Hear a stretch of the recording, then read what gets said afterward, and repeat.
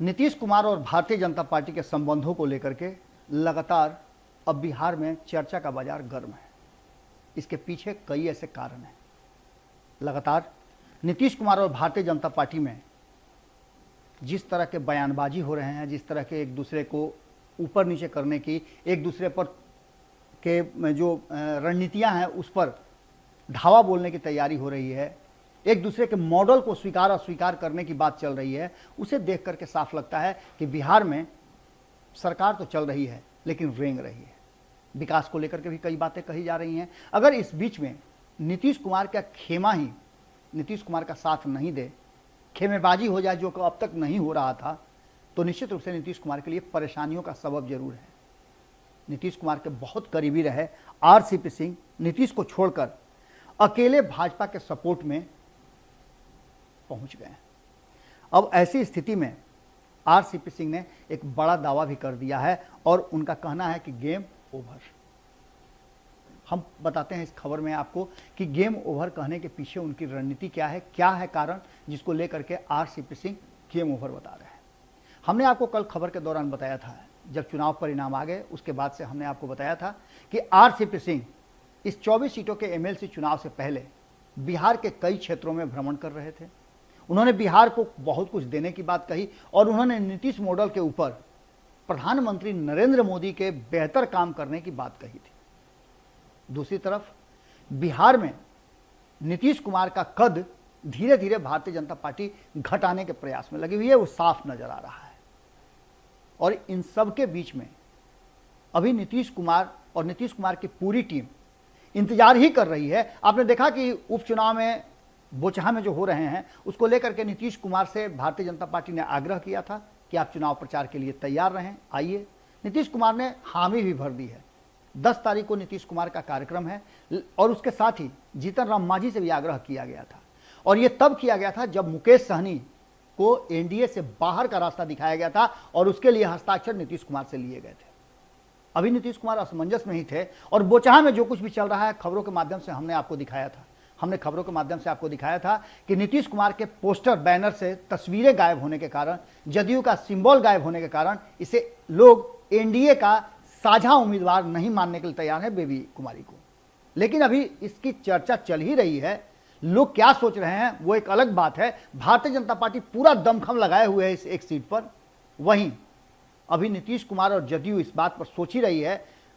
राष्ट्रीय अध्यक्ष ललन सिंह ने अभी इस पर कोई बात नहीं कही है। उपेंद्र कुशवाहा के साथ जबरदस्त ढंग से भारतीय जनता पार्टी के लोगों से टसन चल रहा है और इसी बीच में अगर नीतीश कुमार के बहुत करीबी रहे आरसीपी सिंह बोचहा चले जाते हों और बोचहा जाकर के लोगों से ये कहते हों कि यहां हमारी जीत होगी, बाकी सारे लोगों का गेम ओवर, तो इसका मतलब आप समझ सकते हैं।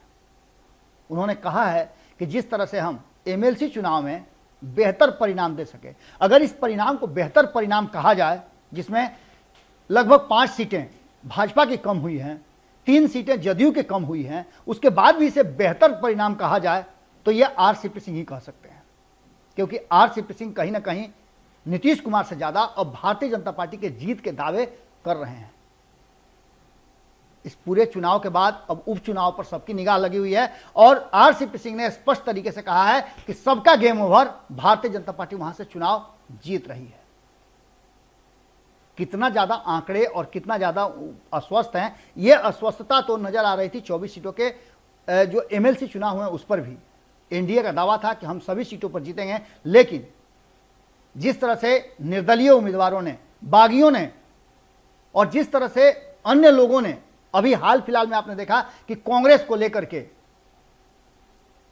जो खगड़िया में हुआ उसको लेकर के लगातार चल रही है कि जदयू के नेताओं ने ही कांग्रेस उम्मीदवार को सपोर्ट किया। एक चर्चा जबरदस्त ढंग से चल रही है कि यहां बिहार में भारतीय जनता पार्टी से अलग नीतीश कुमार कहीं ऐसा तो नहीं कि कोई प्लानिंग बना रहे हैं। वहीं दूसरी चर्चा यह भी है कि आरसीपी सिंह भारतीय जनता पार्टी के साथ मिलकर के कोई प्लानिंग तो नहीं बना रहे हैं। चर्चाएं तो यहां तक हो गई हैं कि आरसीपी सिंह भारतीय जनता पार्टी के साथ मिलकर के नीतीश कुमार को खंड खंड भी कर सकते हैं। अब इसमें सच्चाई कितनी है इस पर हम दावा नहीं करते हैं, लेकिन एक बात तो तय नजर आ रही है कि आरसीपी सिंह यदि एमएलसी चुनाव के बाद बोचहा में भी जीत का दावा करते हैं और बोचहा में कई जगह चुनाव प्रचार करने चले जाते हैं, जबकि वहां जदयू के लोगों को खोजा जा रहा है, उनके पोस्टर बैनर खोजे जा रहे हैं, तो निश्चित रूप से सवाल तो आते हैं। और इस सवाल का जवाब कल जब नीतीश कुमार बोचहा में चुनाव प्रचार करने जाएंगे तब मिलेगा। कहने वाले तो यहां तक कह रहे हैं कि नीतीश कुमार उस चुनाव प्रचार में जाने से अपने आप को रोकेंगे, कोई ना कोई कारण जरूर बताएंगे। हो सकता है कानी उंगली का दर्द ही बता दें, लेकिन चुनाव प्रचार में जाने से अपने आप को रोकेंगे, ऐसा कहा जा रहा है। इसकी संभावनाएं व्यक्त की जा रही हैं। विपक्ष लगातार ये बात कह रहा है। जहां एक तरफ ये तलखियां हैं, वहीं दूसरी तरफ आरसीपी सिंह का ये बयान निश्चित रूप से विपक्ष को अलर्ट कर रहा है और दूसरी तरफ जदयू में भी जो खेमेबाजी चल रही है उसको भी कहीं ना कहीं व्याख्या और रेखांकित जरूर कर रहा है। अभी तक ललन सिंह ने इस बात को नहीं कहा है, जो कि राष्ट्रीय अध्यक्ष हैं और जदयू, नीतीश कुमार नहीं बल्कि जदयू का एनडीए में भारतीय जनता पार्टी से संबंध है, और राष्ट्रीय अध्यक्ष ने अभी तक कुछ नहीं कहा है। संसदीय बोर्ड के अध्यक्ष ने अभी नहीं कहा है। नीतीश सरकार में जो मंत्री हैं जदयू कोटे से, उन्होंने अभी तक नहीं कहा है। नीतीश कुमार के करीबियों ने नहीं कहा है। लेकिन इन सबको साइड करके आरसीपी सिंह का बोचहा में जाना और वहां जाकर के गेम ओवर होने की बात कहना, कहीं पे निगाहें, कहीं पे निशाना तो नहीं है। क्या होगा ये तो वक्त बताएगा, लेकिन बोचहा चुनाव काफी कुछ लेकर के आएगा।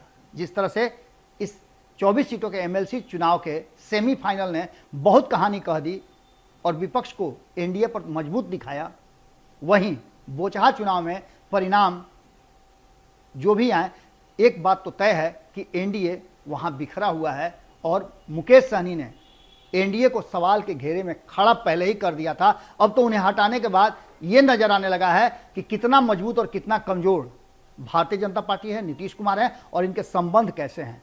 जुड़े रहिएगा भारत लाइव के साथ। खबरों का सिलसिला यहां कभी नहीं थमता। यदि आपने हमारे चैनल को अब तक सब्सक्राइब नहीं किया है तो जरूर कर लीजिएगा, क्योंकि इस चैनल को सब्सक्राइब करने के बाद आपको सभी खबरें बिल्कुल मुफ्त में प्राप्त होंगी, वो भी जहां है वहीं। बहुत बहुत धन्यवाद, नमस्कार।